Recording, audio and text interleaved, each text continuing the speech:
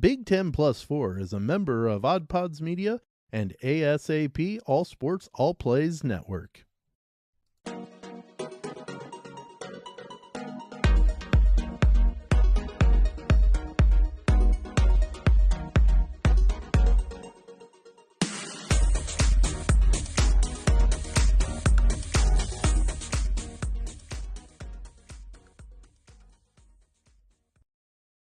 A nice addition for the big dance. Look at them go. They're feeling the March Madness spirit, as are we. Again, it's Big Ten Plus 4. Sam Sprunger there on the other side. I'm Dalton Shetler. Yeah. Sam was elated with the dancing animals.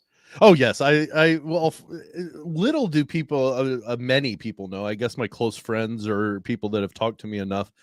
I love penguins. Like, they're my favorite animal of all time. Like, if I see a video, like I used to, when we were in Indiana, we had a membership to the Fort Wayne Children's Zoo.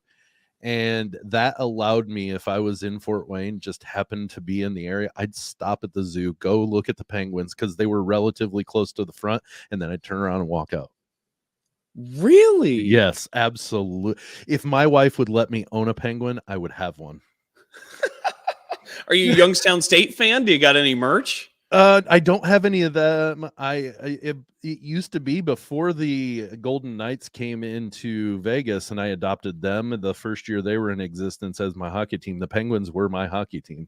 Okay. And it was because they were Penguins, and also gold and black are really cool colors together.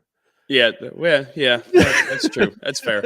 But okay, it's interesting enough. Yeah. All right. But March Madness, it's really starting to pick up a little bit here now. We're going to be breaking down crazier. Finally, right? Like, some of these games are getting even more intense. We've had some ridiculous upsets, but what just happened last night in the Sweet 16? We're going to be breaking that down. We're going to preview some more of the Sweet 16 matchups that are to come today.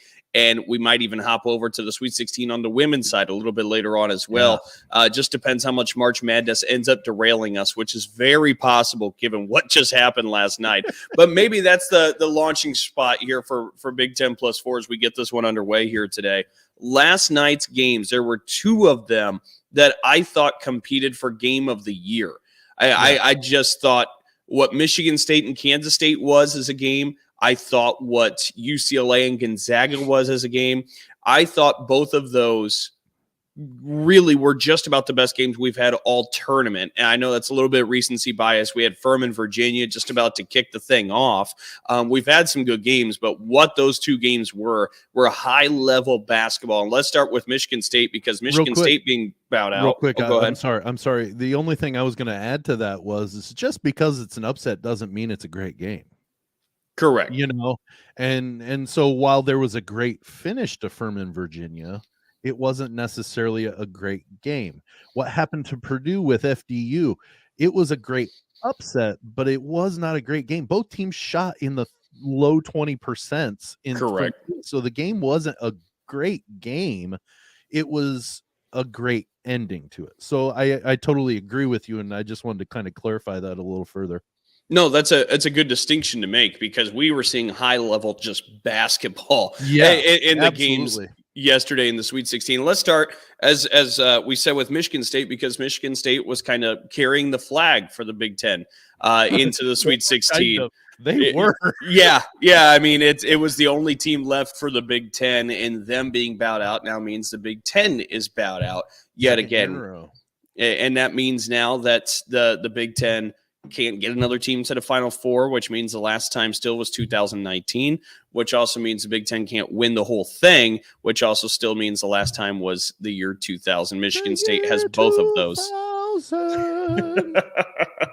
But let's talk about this game real quick, because 98-93, Kansas State beats Michigan State in a game where neither team could simply miss a shot. I wanted to pull up the team stats here before we fully jump into this. For Michigan State, they shot 52% from deep, 49% for the floor. Meanwhile, Kansas State shot 46% from three, but 56% from the field. unbelievable. Yeah, and you know what? It did not seem like, even when either team got 5 points ahead, you're just like, when's the next run coming? Like, you just when one of them went on a drought, you were waiting for them to turn back around and start hitting shots, and they did. If there would have been 2 more minutes, it probably would have. Michigan State probably would have won that game. Just from the way things were going, Michigan State was always coming back, or Kansas State was always just coming back, and oh my goodness, just the plays that were made by both teams. AJ Hoggard falling down, then standing up and throwing the ball up and getting it to fall. That's an amazing play. You know, arguing with your coach and then throwing a half court alley-oop pass. Oh my. That, I mean, and I saw in the press conference that Knowles said that, you know, there was speculation that was by design. They were supposed to fake argue with one another. And he's like, no, we just have a thing to where we make eye contact, and that's when we do the alley-oop. And he said it just happened to be while we were arguing. I was, you know, having a conversation with the coach. He made eye contact, and in the middle of my sentence, I threw the ball up. You know, yep. Those are the plays, or the behind the back pass that almost leads to a layup. Like, Knowles had a chance to have 25 assists, and the fact that he had 20 points and 19 assists is amazing.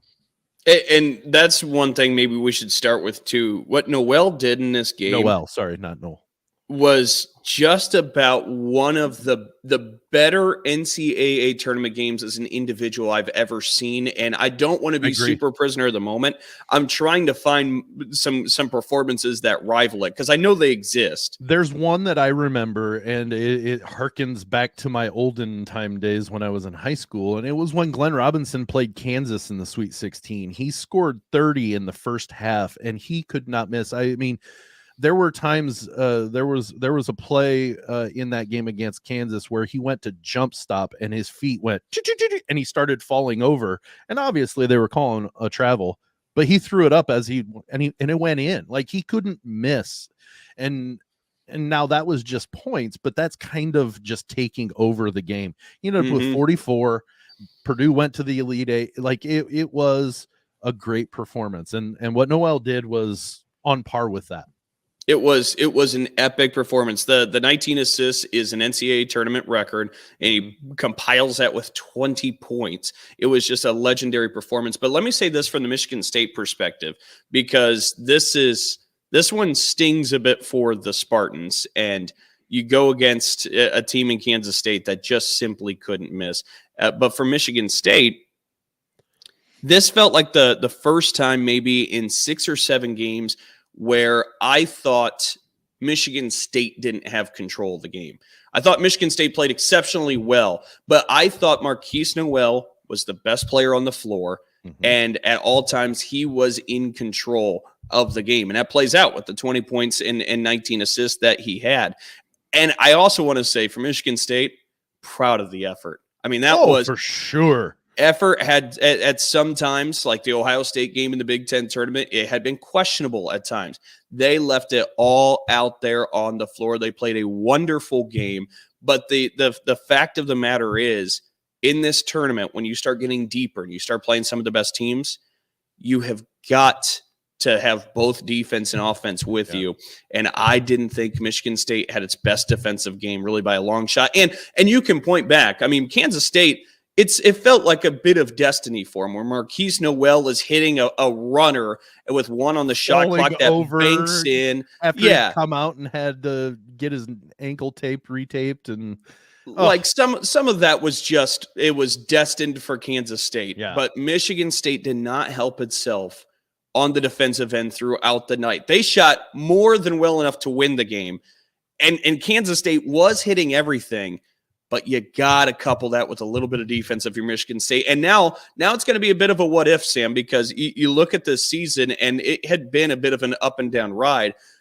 But now, if Michigan State's able to get just a couple more stops and beats Kansas State and goes to the Elite Eight, you're a win against Florida Atlantic away from going to Tom Izzo's 9th Final Four in his history. Like, there's plenty of what ifs for every school in their history, but this will add into Michigan State's collection. Will it make you feel any better if I say Florida Atlantic wins Saturday? No. Because honestly, I got to see Florida Atlantic play against Memphis and then against FDU, and then I watched the game last night. And wow, what a team! Like, they are so well built for a tournament. Like, we talk about some teams just produce during the season and then they're not set up to make a tournament run, or they could make a tournament run, but they're susceptible to an upset. Mm-hmm. Florida Atlantic is built. They've got runners, they've got shooters, they've got a big man. I think I'm stupid for saying this, but I think they win Saturday. Oh, I don't think you're stupid for saying that. And the reason why I believe is a little bit different than yours. Marquise Noel's ankle, I'm curious if it looks like a grapefruit when they go to play that game. As soon as he took his shoe off and took all that tape off and had time, I bet it swelled bigger than just all get out. And between that and the whole team just playing a absolutely unbelievably intense 45 minutes against Michigan State. I'm curious how much they still have left over. Well, and maybe that's an added thing to it too, because Florida Atlantic, while they played Tennessee, they had a difficult game. They did it a lot easier than K-State did. Correct. And that's where I think, because I think the way it matches up, like Florida Atlantic, if folks haven't had a chance to watch them throughout this tournament or throughout the year, incredible coach too, by the way. Yes, who has Big Ten ties. He was a manager at Indiana under Bob Knight. But it's a very modern style of basketball with Florida Atlantic's doing. They're either getting to the rim or it's going to be a three-pointer for the most part. I mean, if you get a good shot, they'll take a good shot somewhere along the way. But that's the philosophy. We're taking high-value shots. They're not forcing mid-range jumpers, which a lot of colleges do. Yeah. So it's a very NBA approach, which again is the high-value approach in today's basketball. You either get a three, or if you get a good look at a quick two right in front of the rim, you take that. That's why it doesn't make me feel any better, Sam, if you tell me if Florida Atlantic wins, because I think Michigan State's perimeter defense, and now granted last night was a different story, but perimeter defense for the most part had been so excellent that I liked the matchup of Florida Atlantic and Michigan State. Yeah. I was more nervous a little bit about Tennessee because Tennessee plays some grown man ball, but Tennessee really kind of laid an egg last night. And of course it drums up the narrative about Rick Barnes, which, I mean, do whatever you want with it. I think we is it Matt dive too much Cainerish? into those a little bit. Yeah. Like ridiculous arguments. Yep. Well, my thought is Dusty May, his last question at his last press conference in Columbus, they asked him, how do you prepare for Tennessee? And he said, we're going to study rugby rules, or Australian rugby rules. Good Lord. There we go. And yeah, it's about time. People laughed at him and then thought, well, that was kind of a weird answer. And then you look at what happened last night. FAU hits a 3 to go up 6. And I don't even remember the guy's name that did it on Tennessee. Gives Golden a cross check right across the throat. Yep. What's that about? Come on. I was going to say, and I was trying to be careful how I worded it, because for the most part, Tennessee plays physical ball. Yeah. There were a couple of moments last night that were just dirty. And I don't want to make that just the describing word for them for the entire season. You're not saying they're a dirty team. There were just some dirty actions in the game last night. There were some dirty instances last night, and they've been accused more than once of being a dirty team. So it's kind of a tough line to walk on. So that's why he made the comment he did, and that's why some people were taken aback by the fact that he said it. Well, Florida Atlantic's big man before the game had said when he was watching tape, they just look like a dirty team. And then, of course, he gets an elbow across the collarbone and drops to the floor. Basically reinforcing his answer. I mean, he kind of foreshadowed some of that. So, it may have been because he said it. But here's the thing. Don't reinforce his answer. Yeah. That's a teenager move is what that is. Well, I'll show you. Yeah, you're going to do exactly what I said you were. Yeah.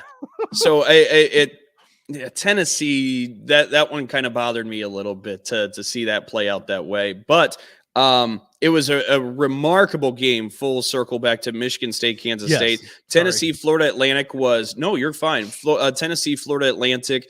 The Owls move on to the Elite Eight, hooting it up in New York City as Florida Atlantic plays Kansas State. The tweet that the NCAA put out, or March Madness put out, and it was of the Empire State Building mascot, Sparty, the Tennessee Volunteer, and the Kansas State Wildcat, and Owsley, the mascot from FAU, said, "I guess our invitation got lost in the mail." Because all three of them and the Empire State Building mascot were there, but Owsley wasn't. Well, Owsley's still dancing, so Owsley showed got one up on him. All right, when we come back with the second quarter, we'll take a look at the other side of the Sweet 16 that took place last night. All right, sticker mule. So, Tony, I just bought some flyers to do, like a grassroots type of advertising for Big 10+4. And you can't go wrong with that type of promotion either. Yeah, correct. And I got a great deal on flyers at Sticker Mule. Yeah, I remember you saying that all of our stickers, all of our Klingons, everything like that comes from Sticker Mule. Yeah, now our flyers too. I guess so. So Sticker Mule is supposed to be the easiest way you can buy custom stickers, decals, labels, and other printing items all online, right? Yeah, order in 60 seconds and they'll turn your designs and illustrations into custom stickers, magnets, buttons, labels, and packaging in just days. They offer free online proofs, free worldwide shipping, and super fast turnaround. If you click on the link in the show notes, Herman is going to give you $10 off any purchase of at least $10. And you can start designing and order in minutes with Sticker Mule. Yeah, and thank you, Sticker Mule. Hey, full whistle. There we go into the second quarter. And I do want to mention this too, just in case anybody didn't actually get to catch the madness last night. We broke down MSU, Kansas State a lot there. Florida Atlantic, Tennessee. I do want to mention, we talked about that they're a 3-point shooting team and they put a lot of value into it. They only shot 30% from deep last night, went 8 of 27. It was a low-scoring game. They won 62-55, but they still found a way. But that's something it didn't notable. Hurt that Tennessee went on a scoring drought too. Absolutely, FAU's defense stepped it up and stepped in where the offense wasn't producing where it normally does. So if you're looking for the spark notes of last night, I wanted to make sure that you were caught up to speed there. As we take a look at the other side in the West that took place last night for the Sweet 16, this one, I don't know how much we even really need to recap, but 4-seed UConn destroyed 8-seed Big win. Arkansas, 88-65, the final score there. Mm-hmm. Yeah, and you know what? A lot of people have been on the UConn bus. Like they got on, this was a team ranked number 1 in the country at one point this year. So they are a good team. But when you get into league play, you see teams multiple times. They tend to get your number occasionally. And I do believe that's what happened to UConn. Marquette had a wonderful season, but it didn't match what UConn could do. And I think that's where we're looking at while they're a 4-seed, there's a lot of people picking them to go to the Final Four. And I was one of them. I believe in the backcourt, but and look, the backcourt always carries you in this tournament. We talk about that a lot, but yeah. I love the big man that UConn has, and I think when you supply a backcourt around that, Adama Sanogo, I think that's trouble. And Sanogo last night went 9 of 11, had 18 points, 8 boards. I just think he's a matchup nightmare for a lot of teams. I really don't know what else to say besides UConn is just it's rolling right now. They are hot. Yeah. And they're going to take on Gonzaga now, thanks to a classic last night. We talked about 2 great games. Gonzaga beats UCLA on a game winner. They pull the Villanova over North Carolina play out of the back pocket from the 2016 national title, where Chris Jenkins hit the game-winning shot. They do the same thing down 1, and Julian Strother nails a 3 from the logo, gives you some onions, and Gonzaga gets the win. I think the Big Ten should go after Gonzaga just so we can have that twice a year. I mean, because Good Lord, every time they get together, it happens. Well, the Sweet 16 it was the Sweet 16 game back in 06 with Morrison, I believe. Yep. When UCLA stormed back and got that game. Then you have the Final Four game. I believe it was the COVID year when 21. Gonzaga hit the half court shot to win the game in the Final Four. Jalen Suggs. Yes. And then last night, it just seems like whenever UCLA and Gonzaga get together, it's an epic battle. It's one that you want to talk about. You have to. Yeah, it's given us some pretty great memories here in recent times in the tournament. And I did want to point out, too, we talked about Strother's big shot, and well-deserved. The guy did have a double-double, too, 16 points, 10 rebounds. But Drew Timme, we talk about some great performances. Yes. Drew Timme, 36 points, 13 rebounds for the Bulldogs here. And Timme plays that well. I think Gonzaga has a nice shot here as they go against UConn. I tell you what, Drew Timme, like it was a big deal when Zach Edey did what he did down or to them at the beginning of the year. Anytime you can dominate somebody like Drew Timme, you get noticed because Drew Timme is one of the best players in the country. That's not up for debate. Even if I think he's still on the wooden list, the last wooden list, I think, but. That just proves, and he's going to come through in big spots. If you can't shut him down or at least quell him, you are in trouble because he is that good of a basketball player, at least at the college level. Yeah, no, I completely agree. And now, again, we talked about, or I praised Adama Sanogo from UConn, Timme from Gonzaga. You are going to have a big man matchup in the Elite Eight between those two. And again, I think it's worth noting, Timme goes off for the 36 points, 13 rebounds. There was news pretty close to tip-off, relatively close to tip-off for that game. UCLA was without its star big man. So Timme was able to take advantage of that. Now he's going to have to go against a monster in Sanogo, and it'll be interesting to see if he's able to kind of put up numbers like that to help fuel Gonzaga. And no, UCLA fans, that's not why Gonzaga won. No, that's not why you lost. You guys had that game. You should have won. Gonzaga just came back. Okay. Completely agreed there. Completely agreed there. But yeah, two classic games now with Gonzaga beating UCLA and Kansas State beating Michigan State. But before we end up taking a break and we'll come back and preview what's to come, this now means, as we mentioned earlier on, the Big Ten is without representation in the Big Dance. The narratives have already started to be drummed up, seen it on social media, circled around, and this is the case every time. What's our assessment of what just happened with the Big Ten? Does that change how we feel about the Big Ten? Where are you currently at, Sam? Okay, so let's go back in our time machine, back when it was probably around, it was before Thanksgiving, early November, right? We're talking how the Big Ten's gonna look, and we are just decimated at the outlook of how this season was going to turn out. We were pressed to say it would be more than 5 teams, a 5-bid league. We were pressed to come up with a clear-cut favorite to win the league. We were pressed to come up with any team that we thought would break the top 5, let alone sit atop number 1 in the country for most of the season compared to any other team. We were pressed for all of these. We ended up having an 8-bid league. We had a clear-cut champion.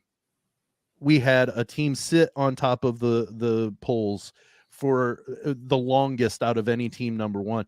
Overall, I think this was a successful season. Again, I hold different the value of a tournament run. Do I want that? Absolutely. Do I think that it helps the conference nationally? Absolutely. Am I tired of hearing it's been 23, 24, however many years it gets to since the Big Ten's won the national title? Absolutely. But year in and year out, the league puts, if not the second most teams into the tournament. And I think that shows that the league, while there needs to be some changes maybe within teams, it is still very strong. And I agree with that. And here's the thing, too, is I think you really have to take the context in here with this tournament. And part of it is what Sam just said, what the preseason looked like and how this already had overseeded the expectations with how many teams you got into the dance. But also, let's take a look. You had in this tournament, Purdue a 1 seed, Indiana a 4 seed, and in the other 6 Big Ten teams that got in, they were seeded between 7 and 10. You're going against 1 and 2 seeds in the first weekend if you're in that position. So they weren't necessarily supposed to be there. And we've talked about the Big Ten. We've been assessing it all year long. The Big Ten has been incredibly just above average. Everybody's been competing in the margins, but they've all been right there. They deserve the 7 to 10 seeds. Like that was absolutely correct. They weren't underseeded by any means. But that doesn't mean you're supposed to all of a sudden expect the Big Ten to plow through top seeds and move on. And is that a poor excuse? Whatever. I'm willing to say this isn't the best year of Big Ten basketball. I'm willing to say the last 2 years, that was a much better representation and a lot more disappointing in the tournament, you could say. This year, not so disappointing. The only disappointment, and I'm sorry, Sam, but it's Purdue losing to Fairleigh Dickinson. No, that's the only disappointment the Big Ten had. And here's the thing. I won't say that Purdue was overseeded at all. They were, I went through regular season, Big Ten tournament season, stayed at they were in the top 5 for 17 straight weeks. They were number 1 for the most out of any team at number 1 this year. So I don't think they were underseeded at all. I don't think they were underseeded. I think they hit a game plan that absolutely disrupted them because they had not seen the likes of it, and their shooting outside of Zach Edey was horrid.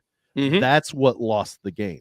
And yes, we've been talking about their shooting for 3-4 weeks now, but you know what? You still had bright glimpses during that time frame where they were struggling with their shooting that you could see, you know what? All they need is for that switch to flip, and they're going to be at least resembling what they did in Portland. So I don't believe that they were underseeded. They were just extremely disappointing. Yep. And I think that's fair. And honestly, again, the last couple of years, there have been multiple teams you could point to and say it was disappointing in the dance. This year, I think it's only one team in the Big Ten that you can really say Indiana got beat by Miami. But outside of that, we're that's a 4 versus 5. Yeah. So it's not really enough. Like, you know what? It just, this was a year the Big Ten was not elite. And that's okay. And can I say also, what was it? 27% of all brackets submitted on ESPN had Purdue losing in the second round anyways. Mm-hmm. Or at least no later than the second round. So for you to say that it's extreme, like they were overseeded. Look, they were expected to be the number 4 1 seed out of all the 1 seeds. And so you say they're susceptible to an upset, more apt to an upset than any of the other 3-ish. They just got upset earlier. Well, and can I what say I'm looking too, at then? Like, I don't look at it as they were more susceptible because they were the last of the 1 seeds or whatever. Too. Yeah. I just think they're ill-equipped for multiple play styles. I just think they are. I think the system Matt Painter has of we grab a giant, we put him under the basket, and we surround it by shooters. And especially when you couple that with the fact that the backcourt was as inexperienced and underclassmen as they are. I mean, we talked about concerns of that all year. For sure. It reared its ugly head. And it was the whole reason why we said they were going to be number 5 in the Big Ten anyways. Right. Was there? Absolutely. And that's why when I was filling out my bracket, I had Purdue the first 1 seed to go as well. I just think they're ill-equipped for various play styles. And maybe in a couple of years when there's more experience in that backcourt, this could look different and that system can flourish better. But this one, there was a pretty big Achilles heel. Well, and this year it was one of those that they had, if they couldn't force you to play their style, they struggled with you. Mm-hmm. And don't get me wrong, they're damn good to where they could force a lot of teams to play their style. But when you got a team that was equipped that could withstand not going into that style of play, that's where Purdue struggled. And that's what happened in that first round. FDU had their perfect game plan and they executed it almost to perfection. And they did, and they beat Purdue. And to me, this is what's kind of drove me crazy is I don't believe it's rocket science. I think what Fairleigh Dickinson did against Purdue, other teams could have been implementing that more throughout the year. And look, it is a pick your poison. Like Fairleigh Dickinson, as Matt Painter had said after the game, it wasn't even like we're going to double Zach Edey and then go contest some threes. It was we're going to double Zach Edey and not even contest your threes. Like, go ahead, beat us from out there. Said that too. He said we knew that Zach Edey scores the same amount of points in wins and losses on average.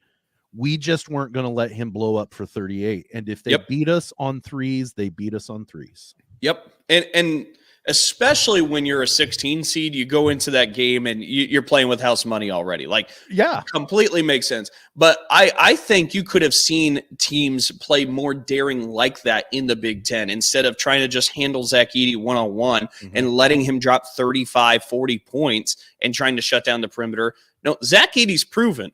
The rest of the Purdue team still could use some proving. There's proving left to do for them. So make them prove it. That's what Fairleigh Dickinson did. The problem is next year they're going to be more proven. Absolutely. You know what I mean? And so absolutely. It's going to get a lot tougher for teams to just press and win. And that's going to be more difficult to double a big man and let them shoot. You know, it's going to get progressively harder to do as these guards get older. And I think the approach then changes. But for this year, I think, honestly, if more Big Ten coaches had adapted that philosophy, it's not a 3-game margin that Purdue wins by. And with that in hand, kind of a byproduct of it, Purdue's probably more prepared for these styles in the NCAA tournament. So I think it's a bit of a double-edged sword that Purdue had this year with that. Well, I talked a little bit about it on Wednesday that there's gonna be. I don't want it to happen as a Purdue fan, but there's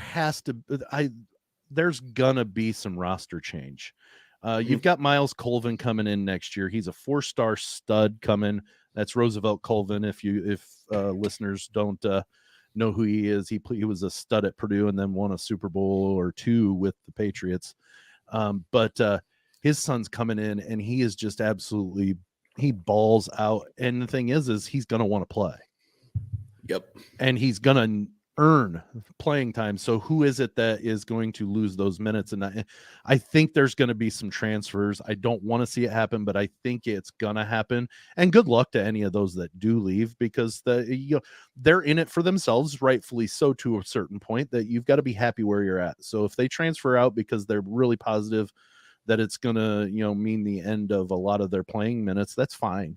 I wish them well. And it's just a matter, if Zach Edey comes back, I think there definitely will be some departures. Which it'll be interesting. We'll be covering that throughout the offseason. And this will conclude our recaps from the Sweet 16, but it'll also conclude our Big Ten conversation and recap as well. But if any of the listeners out there disagree with our take on the Big Ten overall, feel free, comment. We encourage discourse. For sure. Be respectful, but still. Yeah, but we would love to hear what you think, and maybe we can go back and forth, and we'll see how that all plays out. Maybe I'll get a poll question going. Ooh. That might start engaging. All right, let's get to halftime break. You are listening to Big Ten Plus 4, hosted on Anchor and StreamYard. Hi, I'm Sam. I'm Richie. I'm Little Matt. And here in the 500 Section Lounge, we are 3 dads who host a family-friendly weekly podcast. Yep, we laugh, we go on tangents, and we talk to great guests. Tangents? I don't know what you're talking about with that. There are gases leaking? All right, okay. Yeah, we have legendary conversations from sports to history and everything in between. So be on the lookout for what we do next. And always be there to grab a listen. This is Beer in Front. Every week I'll talk about a beer that maybe we've forgotten along the way while we get those check-ins and badges. Being the Chicago beer guy, I'll also talk about great craft beer in the city of Chicago. And remember, sometimes the beer in front of you is the best one yet. That's Beer in Front, part of the Odd Pods Media Network.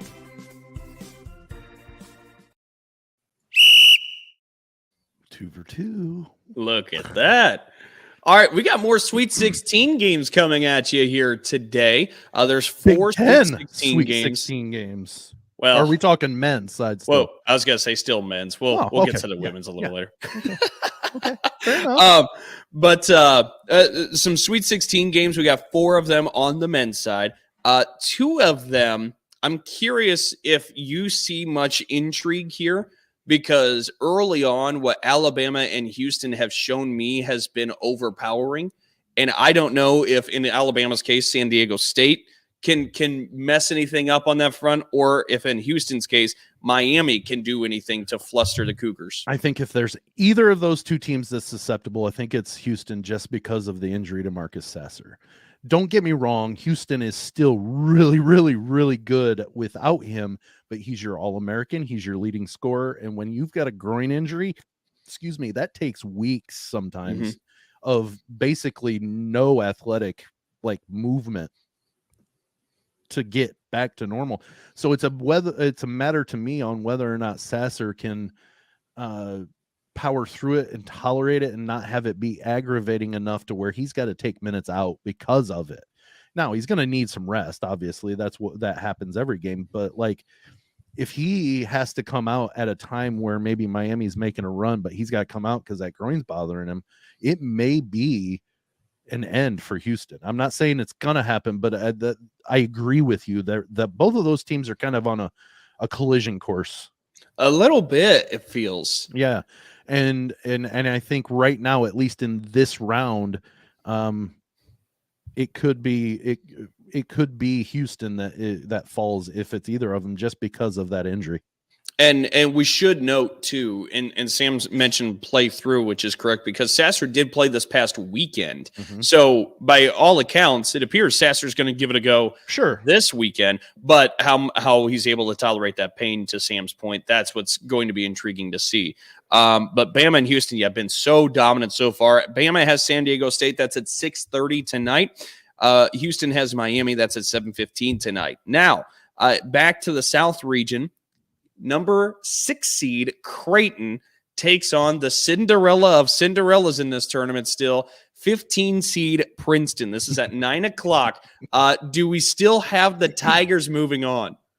I didn't have the Tigers moving on in the first place. I honestly, I know when we talked about it before the tournament kicked off last Wednesday that I said, if you wanted to look at a 15 seed, look at Princeton, because if they can get you to play their style of ball, they're in the game. It doesn't matter who they're playing. It doesn't matter if, Arizona or Missouri, if you can get them into your style of game, they have you where they want you. That they're not always going to win it, but the thing is I don't know Creighton. I don't know if Creighton can control it. I don't know. I really like Creighton. I expect Creighton to win, but I also expected Arizona to win, and then I expected Missouri to win, and it just didn't happen. So is this a repeat of St. Peter's from last year to where 15 gets to the Elite Eight? It could be, but I don't see it happening. Yeah, it'll be pretty interesting to see, because I think for the most part, people without a dog in the fight have started to rally around Princeton, because why not? They love the story. That's the way the crowd is. That's what happened at Columbus with the FDU game. You were there. You could hear at the beginning of the game, it was probably 40% Purdue fans and that 8 to 12% of the FDU crowd in their little section. And then as the game kept going, all of a sudden there were more people cheering for FDU. And it was because the common fans decided, you know what, we're rooting for that team. Yeah, Florida Atlantic and Memphis was the game right after Purdue Fairleigh Dickinson, and once Memphis started rolling into this, it instantly turned to FDU, quickly being the chance that rang around. They had a lot of fun rooting them on. The spread currently has Creighton by 9.5 over Princeton. If you're curious what the favorites are and the odds, I would speak about whether I think it's even that close of a game, but I'll be wrong, so I'm not even going to touch it. Fair enough. Let's go back to the Midwest for a moment, because here's where we have what is at least looking to be the most competitive game out of today's matchups. I'm most excited about this one. Yeah, 3 seed Xavier and 2 seed Texas. This will be the final game of the night. But to see if Texas can keep moving on, they knocked out Big Ten rep Penn State in that second round. It was a great game, but Texas able to hang on. We talk about backcourt winning games. Boy, Texas has just about as good as a backcourt as you're going to find. Yeah. Yeah, but I will. Can I share something with you? I haven't shared what my brackets were much. I did say that I had Purdue winning the national championship, so I have taken that step out and showing everybody my naivete. I have Xavier going in the Final Four. You know what's really funny about this? I'll stop you right there. I had them losing to Kennesaw State in the opening round, and it almost happened. Yeah, it was so close. You're absolutely right. But I have Xavier in my Final Four. I just really like the way Sean Miller's got that team playing. They seem to do just about every aspect of the game pretty well. They're not the greatest, but they do everything really pretty well. That I think that makes them a nightmare to try to prep for. And Texas does have the tendency to struggle with the ability to score. Mm-hmm. And with that, I think Xavier could have that run still in them. So that clearly is the one we're earmarking as the game of the night to really watch. I think that's I mean, again, unless I'm not seeing something, and it very well could happen, but the way Bama and Houston have played, if I'm projecting, I'm not predicting that one. Those are the two that end up being your game of the night. I think it's going to be Xavier, Texas. So we're on the same page there. Well, I'm gonna have to watch it. Follow it on my phone. I'm actually going to be back in Columbus for They Might Be Giants concert tonight, so I've got to kind of watch my phone and watch them instead. I'll show my ignorance. They Might Be Giants. Oh my goodness gracious, kid! I need to send you some music files. Yeah, they're a band. They write funny-ish style songs, but they're not parodies. Do me a favor. Do your heart some favor. Look up Tiny Toons, Istanbul.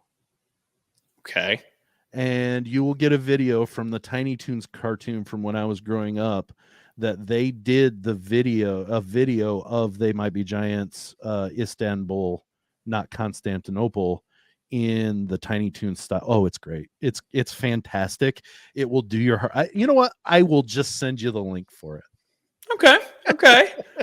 But that's who they did a record or an album back in the 90s called Flood, and it has my absolute favorite song. And those stupid memes on social media that says, for $3 million you must sing a song without missing any lyrics. Could you do it?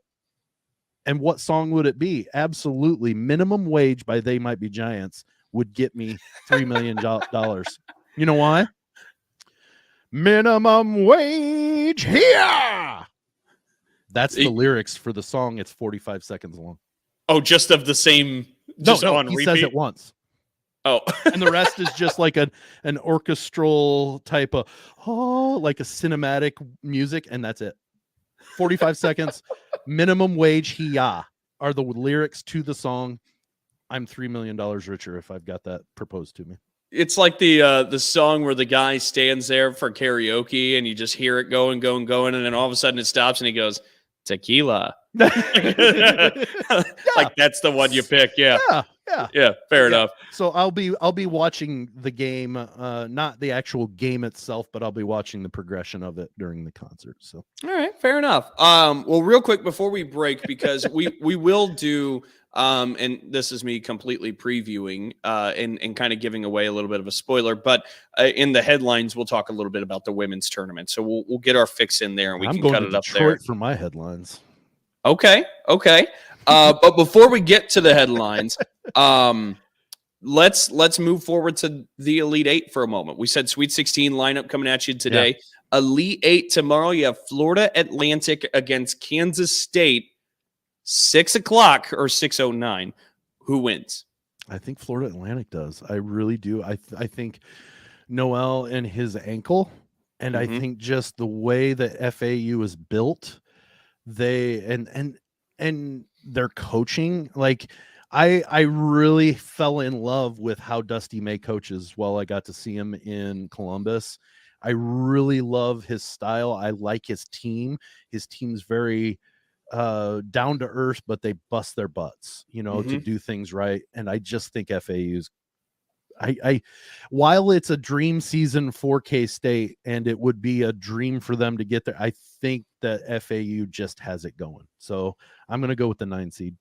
Okay. You got Florida Atlantic in the Final Four. I'm going to take the opposite. I'm going Kansas State. Fair enough. And you know what? I don't know that there's a wrong pick. Yeah.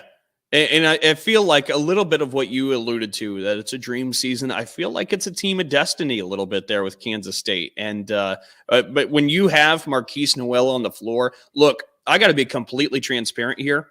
I did not realize Noel was as good as he was until that game. I knew he was good. I knew he was good. I'd heard him. I had seen some of the games. Yep. I thought he was pretty good. But what we saw that night on that floor, Marquise Noel is one of the best players in this tournament. And I agree more.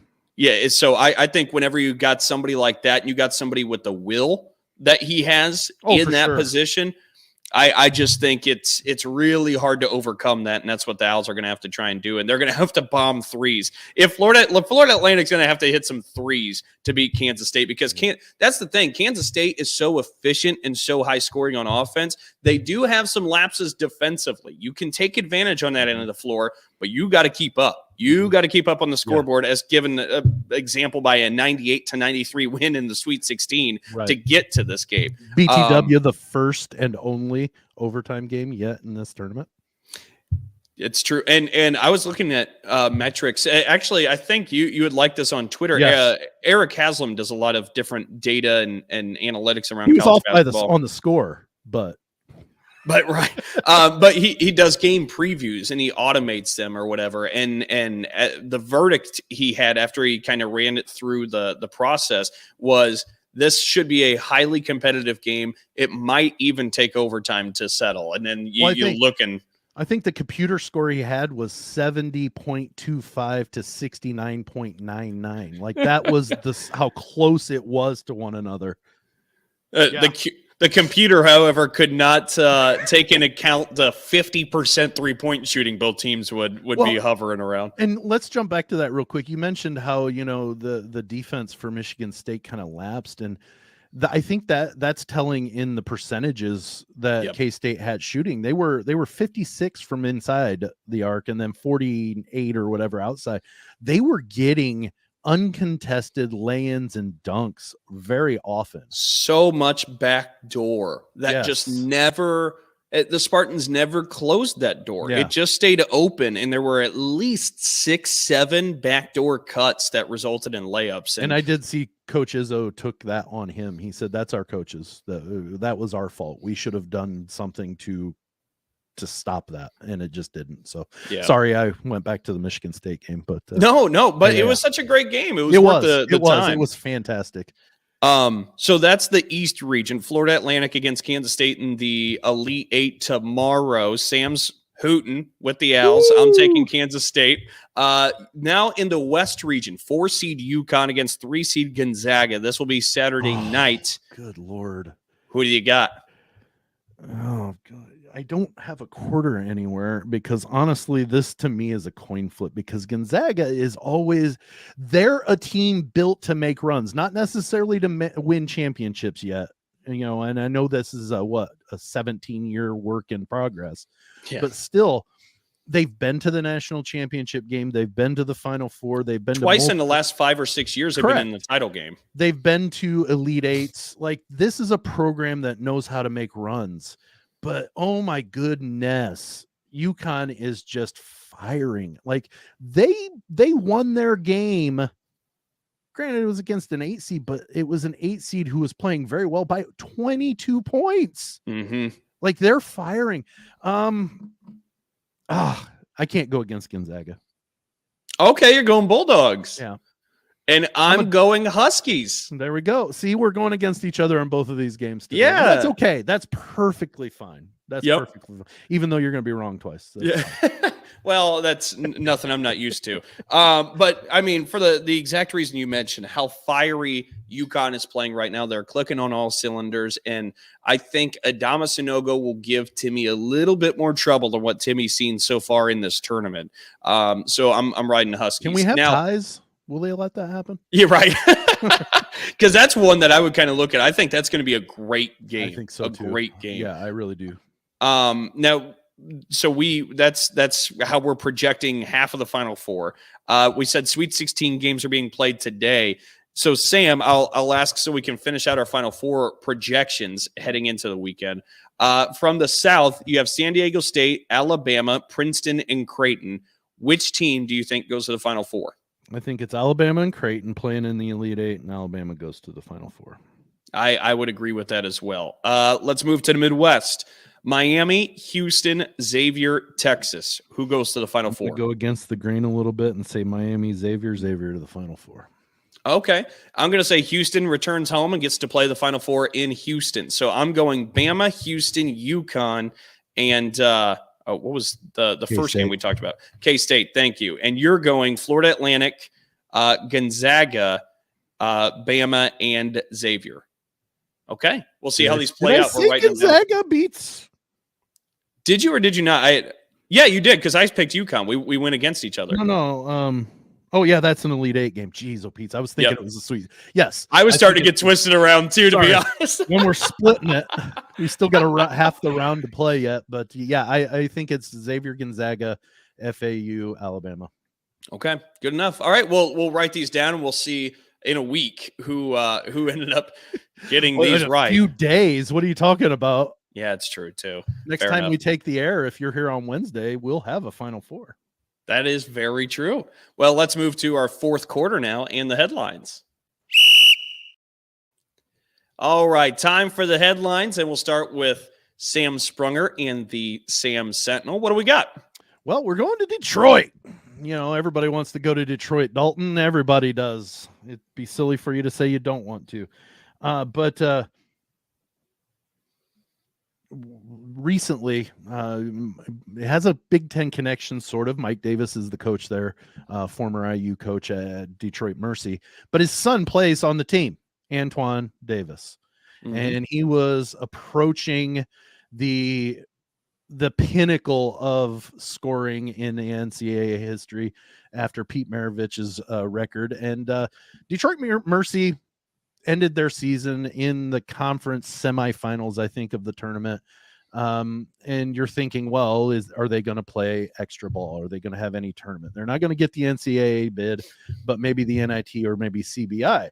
Well, it turns out they were not 14-19. That is not a good record, kids, period. Like, let's do the math. That's 5 games more you lost than you won. On the flip side, Ohio State went 16-19 and did not go any sort of tournament play. Okay. Mm-hmm. And I would take Ohio State over Detroit Mercy any day of the week and twice on Sunday. But yet, and I didn't realize that the CBI actually costs the university to play in. And it's $27,000 to play in the tournament. And that's only if the tournament committee takes you. Well, the committee decided they didn't want Detroit Mercy because, honestly, I wouldn't want a 14-19 team either. But Antoine Davis decided to say that he felt that it was a slight on him and that he's being cheated from taking the record simply because they didn't want Pete Maravich's record to be broken. I don't think that it is at all the point.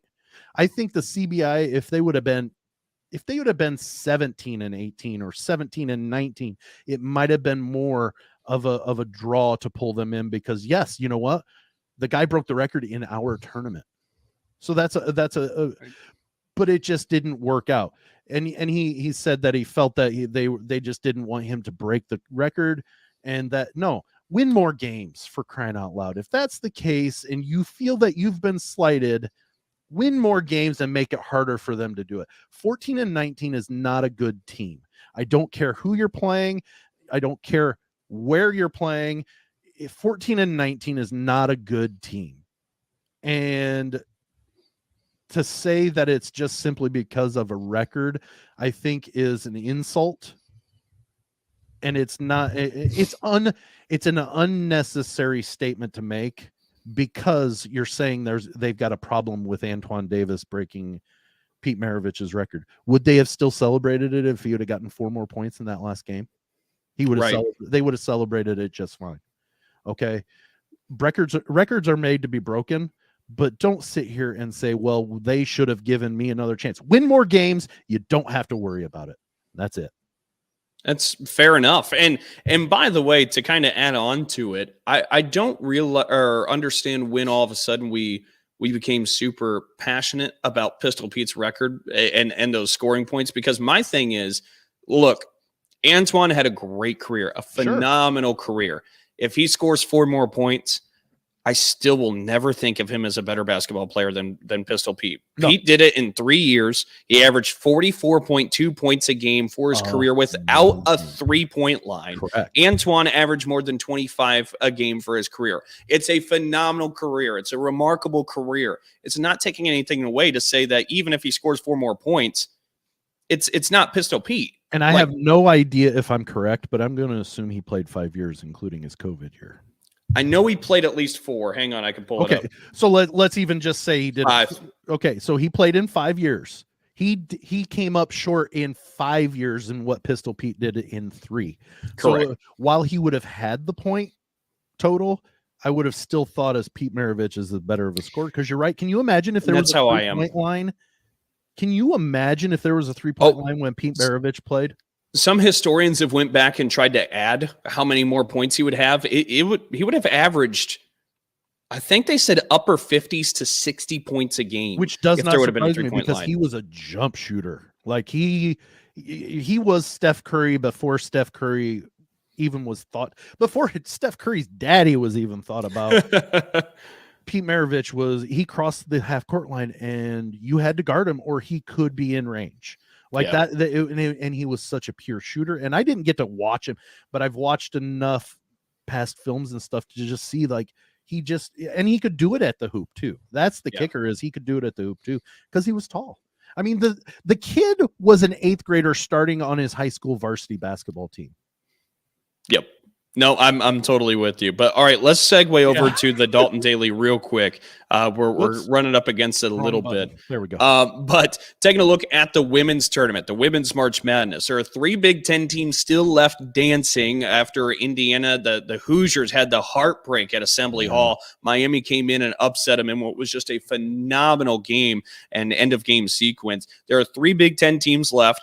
Iowa plays today against Colorado. That's going to tip at 7:30 on ESPN. And you take a look tomorrow, pulling up the Sweet 16 games in front of me. 2-seed Maryland takes on 3-seed Notre Dame. That's at 11:30 in the morning tomorrow morning. It is. And they played earlier this year. They played at Notre Dame. Maryland won on a game-winning buzzer beater. I believe Diamond Miller hit that one in. They run it back here, and Notre Dame's without one of their best players who's out for the rest of the season in Olivia Miles. So that should be a fascinating game. And then 3-seed Ohio State takes on 2-seed UConn tomorrow at 4 o'clock. The Buckeyes. See if the Buckeyes can upset them. UConn right now favored by 10 points, but let's see if Ohio State can't upset it. I don't think they have J.C. Sheldon worked into that formula. I really don't. She's starting to hit her stride and get back into it and. Had a game winner in the last round. Right. Had a game winner against North Carolina to send Ohio State to the Sweet 16. But a lot of great March Madness women's hoop coming at you here in the next few days. The Sweet 16 starts today, so it's a day behind the men. Keep that in mind. Sweet 16 on the women's side is today and tomorrow, Friday, Saturday. Elite 8 will be Sunday, Monday. But where yet the men finish a day before the men. It kind of, yeah. That's how it all works out. But yes, so a lot of great action there in 3 Big Ten teams. So make sure you support the Big Ten. Make sure you support Women's March Madness. And not just because you should with it being the Big Ten and whatnot, but it's a lot of fun. Like, these are fun games. If you've been missing them, get into the fray now, because these have been some phenomenal games. I'm not kidding. The Indiana-Miami game, fabulous. It didn't go the Big Ten's way, didn't go Indiana's way, but a fabulous game if you're a basketball fan. Make sure you jump in the excitement. All right, let's close it on down. On your headline there, mister. No, you're fine. Let's close it on down. Sam Sprunger, let them all know where they can find us. Hey, first off, Wednesday, we are going to announce our new name to the show. Will no longer be Big 10 plus 4. Yeah, it's going to be a long drum roll if you're going to wait till Wednesday. But for now, find us on Twitter, Instagram, and TikTok. I don't know how much TikTok we're doing because Tony used to be in charge of that. So at Big 10 plus 4, you got to spell out the plus. On Facebook, get Big 10 plus 4. You can spell it out, put the plus, think about the plus, doesn't matter. Oddpodsmedia.com. We are the only sports show on Odd Pods Media, which is kind of odd, which makes it fitting. And a great family of podcasts there. We are streamed twice a week on ASAP Network. If you want to get the app, do so. If not, that's fine too. But if you miss the stream and you want to still watch us, go on to Spotify. You can watch our stream there, or you can listen to the audio version anywhere you find podcasts. All right, there you go. Want to thank you all for tuning in and joining us for another edition of Big 10 plus 4. That's Sam Sprunger. I'm Dalton Shetler. Everybody, go dance. Enjoy March Madness. Let's have a good time. See ya.